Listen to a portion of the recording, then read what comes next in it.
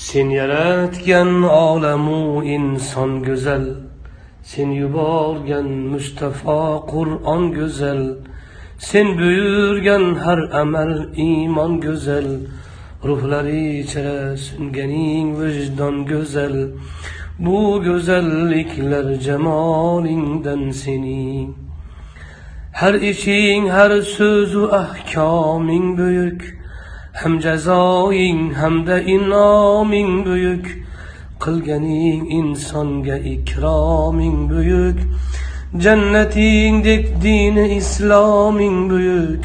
Bu buyukliklar jalolingdan sening.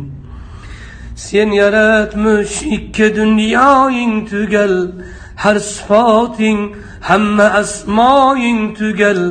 Barcha manglaylarda imloing tugal, dillar ichra chekkan imzoing tugal.